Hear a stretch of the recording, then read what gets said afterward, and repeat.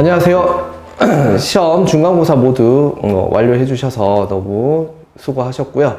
오늘 시지고 이제 수학 1, 이제 1학기 중간고사에 대한 중간고사 분석을 통해서 이번 이제 또 기말 대비를 어떻게 할지에 대해서 한번 같이 고민하는 시간을 가져보겠습니다. 자, 일단 출제 범위는요. 객관식 17문항에서 65점, 배점이 서술형 5문항에 35점. 이거 범위가 처음부터 상하함수 그래프까지 출제가 되었죠. 뭐 상하함수 그래프인데 각변환 문제는 나오진 않고 완전 활용하는 방정식, 부등식까지는 나오진 않고 간단한 그래프에 관련된 문제들만 출제가 되었습니다. 그래서 이제 문제 시험지 분석을 좀 해보시면 수학 1 시험이 이제 뭐 다른 이때까지 나왔던 다른 타 학교들이나 뭐 근처에 있는 뭐 더공고, 경산지역, 범어동 학교들과는 비교했을 때는 난이도는 조금 쉬웠던 문제들이 많이 나왔어요. 그리고 이제 창작 문항은 거의 없었고 시중에 나왔던 빈출 유형의 문제들, 그러니까 시중 문제집에서 많이 다뤄지던 그런 유형의 문제들과 그다음에 이제 모의고사 기출 유형들을 변형한 문제들이 조금 많이 출제가 되었습니다. 그래서 이제 킬러 문항이라든지 중킬러 문항, 특히나 이제 서답형의 배점이 높은 문항들을 이제 처리할 때는 모의고사 유형에 관련된 문제들을 좀 많이 학습을 해둬야 도움이 되지 않았나 라고 생각할 수 있는 그런 시험이었어요. 자, 그래서 이제 하이퍼 수학에서 저희가 이제 만드는 내신 대비서, 그리고 수업에서 쓰는 이제 여러 가지 이제 프린트물과 특강 자료들 문제에서 이제 유사 적중했는 문항들을 한번 살펴볼 거고요. 그 문제들을 통해서 이제 학원에서 진행하고 있는 수업에 대해서 조금 더 믿음과 신뢰를 가지시면서 기말 대비에서도 충분히 그러한 내용들을 다시 한번 철저하게 학습을 하면서 대비를 해야 되지 않나 라는 그러한 것들을 한번 체크를 해 보겠습니다. 자, 예상 적중 문항입니다. 첫 번째 문항 보시면 당연히 이제 뭐 많이 나오던 지수로그 활용 문제가 되겠고, 뭐 보시면 내신 대비서에서 출제된 문항과 이제 거의 똑같다라고 볼 수 있겠죠. 그래서 여기 활용 관련된 문제들은 당연히 이제 학습을 많이 했을 거고, 사실은 뭐 학생들이 잘 틀리지 않는 문항이라 볼 수 있죠. 혹시나 이제 틀렸던 친구들은 이렇게 내신 대비서에도 이제 제가 이제 대표 문항으로 208번을 넣었지만 거의 똑같은 문제가 한 4-5개가 더 있었어요. 그래서 충분히 맞출 수 있는 그런 유형의 문제였고, 당연히 이제 여러분들이 내신 대비서 보실 때 조금 더 검토하면서 이제 확인을 해야 됐다. 자, 그 다음 이제 두 번째 문제는 이제 상용 로그와 관련된 문제였고, 이번에 학교 선생님들이 그러니까 정수와 소수, 지표가 수란 말은 이제 예전 표현이고요.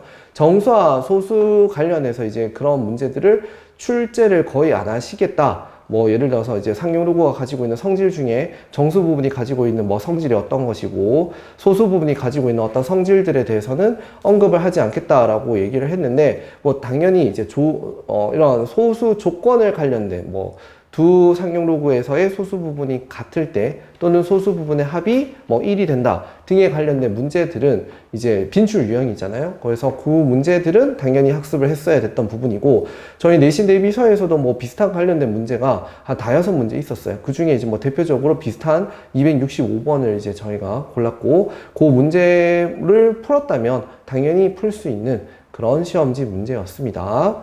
자, 그 다음 문제 보시면, 그 다음 문제도 마찬가지로 이제 그래프와 관련된 이제 지수로그 함수 최근적으로 이제 나오는 그래프적인 문제인데, 문제 보시면 거의 내신 대비서에서 학습을 했다면 충분히 풀 수 있는 문제였다. 실제로 내신 대비서의 문제가 훨씬 더 난이도는 조금 더 있는 문제였어요. 오른쪽에 이제 문제가 이제 대표적인 이제 이번에 나왔던 기출 문항이고, 455번 문제가 지금 저희 학원 내신 대비서 문제잖아요.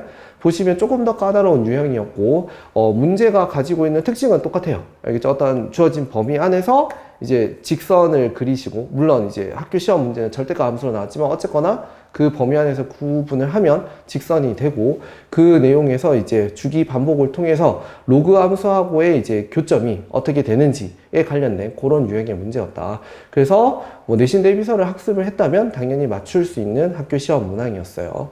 자, 그 다음 문제는 이제 이거 최근 경향의 문제고, 학습지 뭐 프린트물, 그리고 이제 저희가 나눠주고 있는 특강 자료를 통해서 많이 학습을 해왔던 기출 문제라고 볼 수 있죠.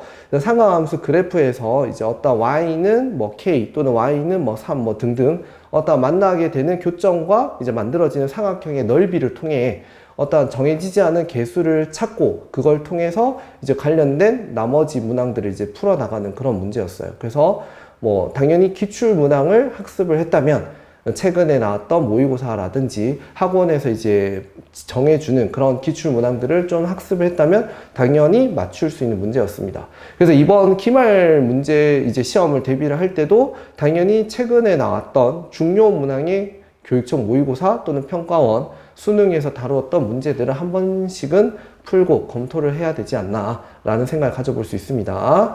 자, 그 다음 이제 제일 마지막 서답형 문제 5번이 되고요. 이게 아마 제일 학생들이 많이 틀렸을 문항이라고 볼 수 있는데 이 문제가 난이도는 높진 않아요. 근데 이게 이제 바로 전년도 이제 수능 문제였기 때문에 수능에서 이제 21번 문제를 변형을 하셨거든요. 그래서 그 문제를 한 번쯤 풀어봤다 했던 친구들한테는 굉장히 쉬운 문제였을 거고요. 만일 이제 작년 수능이라든지 모의고사를 많이 풀지 않았던 학생들한테는 조금 어려웠던 문제였을 수 있습니다. 그래서 지금 시지고의 특징이 뭐 이제 여러분들이 풀게 되는 약간의 난이도가 있어 보이는 문제들은 전부 다 모의고사 기출 변형이었기 때문에 최근 모의고사 문제들을 한 번쯤은 다 풀어야 된다는 거, 그걸 다시 한번 강조를 할게요. 자, 그래서 예상 적중 문항을 보면 결국에 학원에서 만들어지는 내신 대비서 문항들과 최근 이제 저희가 정해주는 특강 자료에 나오는 모의고사 기출 유형들만 제대로 학습을 한다면 분명히 등급이 높은 등급이 나올 수 있고 고득점을 받을 수 있는 그런 시험지였다. 대체적으로 빈출 유형에서 출제가 되었기 때문에 어려운 시험은 절대 아니었습니다. 자, 그러면 이걸 토대로 우리가 기말고사 대비는 어떻게 이제 전략을 짤 것이냐. 일단 수학 1은 뒷부분이 조금 어려운 부분들이 많죠. 수열편이 많이 나올 거고, 이제 시그마와 관련된 그러한 성질들을 묻는 문제들도 많이 출제가 될 수 있고, 시그마의 활용 문제들도 조금 난이도가 높아요. 그렇기 때문에 수학 1 뒷부분을 학습을 좀 많이 안 한 친구들 입장에서는 빠르게 지금 진도를 나가서 끝까지 범위를 다 미리 학습을 해 두시고요. 그걸 통해서 이제 빈출 유형의 문제들을 뭐 시중 문제집이나 학원에서 나가고 있는 내신 대비서들을 풀고 모의고사 기출 유형들을 최근에 중요했던 문항들을 반드시 학습을 해 두셔야 됩니다. 자, 그래서 그러한 것들을 조금 잘 봐두시면 기말고사에서도 충분히 좋은 성적을 얻을 수 있을 거예요. 분명히 지금 이번 중간고사가 조금 쉽게 출제가 되었기 때문에 기말고사는 아무래도 조금 난이도가 있을 거예요. 그래서 그 난이도 어려운 걸 좀 대비를 해서 미리미리 이제 진도를 나가 주시고 모의고사 기출 유형까지 학습을 좀 해 주셨으면 좋겠습니다. 자, 수고하셨습니다.